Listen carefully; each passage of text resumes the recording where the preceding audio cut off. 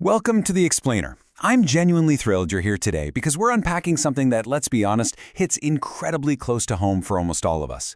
We're talking about those daily internal struggles. You know, that constant stress, the endless distractions, that feeling of just running on a treadmill but getting absolutely nowhere. We are going to set the stage for a massive paradigm shift today. We're going to break down the actual mechanics of self-sabotage, and much more importantly, how to master consistency over raw talent.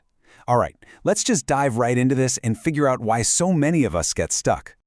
So here's a pretty heavy question to kick things off. Why do most people lose to themselves? The source material gives us this incredibly liberating truth right out of the gate.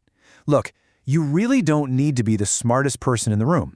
You don't need insane natural talent, and you certainly don't need massive unfair advantages. The real, harsh reality, the biggest obstacle to success isn't a lack of innate ability. It's us. We are literally our own toughest opponents every single day. Let's walk through exactly how this self-defeat actually plays out in real time. First off, people usually know exactly what they need to do, right? But they just don't do it. Second, they know exactly what's destroying them. The bad habits, the vices, yet they just keep repeating those destructive patterns anyway. And finally, they can clearly see the right path, but they abandon the whole process right before the results actually have a chance to show up. It's this endless, frustrating cycle of knowing better but doing otherwise. So let's get into Section 1, the power of consistency. Small choices, massive futures. How do we actually break this cycle? Well, the difference between building an extraordinary life and staying totally trapped rarely comes down to raw capacity. It's all about a clear divide in your daily operations.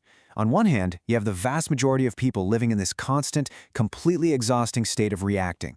They're just constantly reacting to their environment, reacting to stress, responding to distractions, and chasing fleeting impulses. It completely drains you. But then, you have the people who grow. They aren't reacting.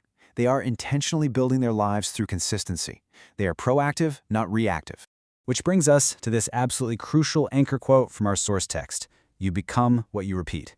I really want you to just let that sink in for a second. Anyone who's actually growing and succeeding has figured out this one simple truth. Your identity, it isn't fixed. It is actively shaped by what you do over and over again. Let's break down exactly how this repetition works in the real world. It starts right at the foundational level of our minds. Every repeated thought strengthens a specific identity. If you're constantly telling yourself you are capable, you reinforce that identity. If you constantly think you're bound to fail, well, you reinforce that identity too. And those thoughts, they bleed straight into your actions. Every single repeated habit inevitably strengthens a destiny. You aren't just crossing off a daily task, you are literally laying the bricks for where you are going to end up. Ultimately, every repeated choice molds who you will be in 5, maybe 10 years. So here's the absolute game changer. Your future is not created in these grand, dramatic, movie moment decisions. No way. It is created in the tiny, unseen actions. It's the moment you choose to go to sleep early, the moment you choose to sit down and study, the moment you choose to train. Those tiny, invisible choices, they are the actual building blocks of your future.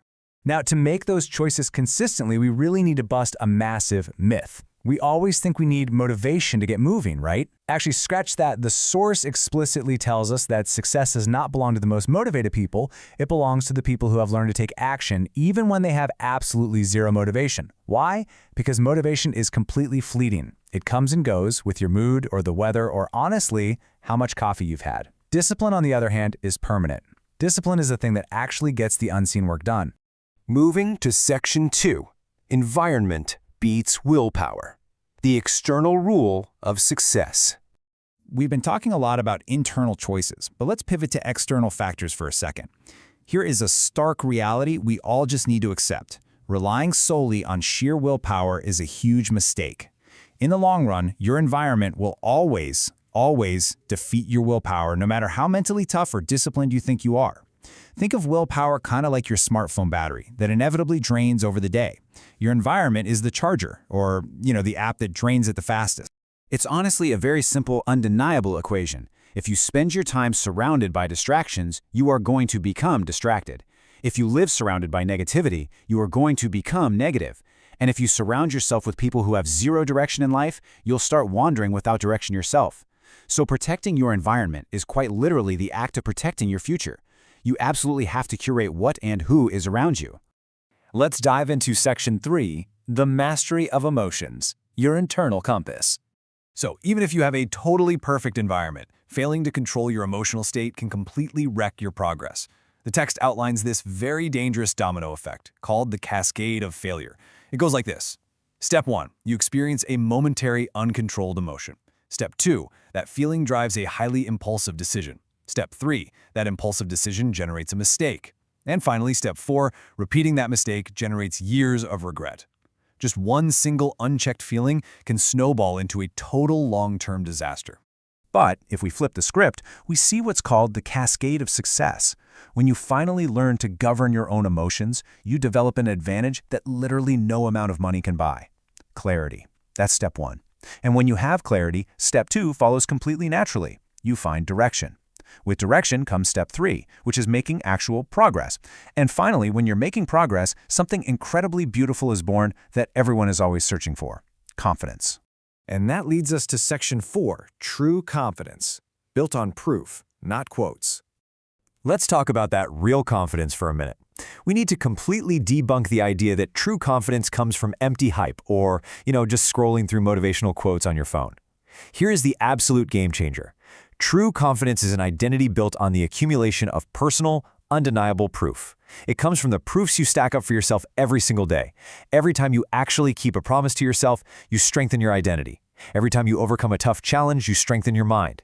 Every single day you win, despite it being incredibly difficult, you solidify that confidence. It's built on hard action, not just words. And when you start living this way, when you start accumulating these daily proofs, you realize something that basically changes everything. As our source so beautifully puts it, happiness appears when your life has meaning. It's really not about finally conquering every obstacle or buying the most stuff. Happiness isn't some final end state of hoarding achievements. It is a state of meaning. The text actually synthesizes this into 4 core elements. Happiness appears when you have the health to actually live your life, when you have people to love, when you have meaningful goals to pursue, and absolutely crucially, when you have the gratitude to recognize what you've already conquered. At the end of the day, being better than the majority doesn't mean having a garage full of expensive toys.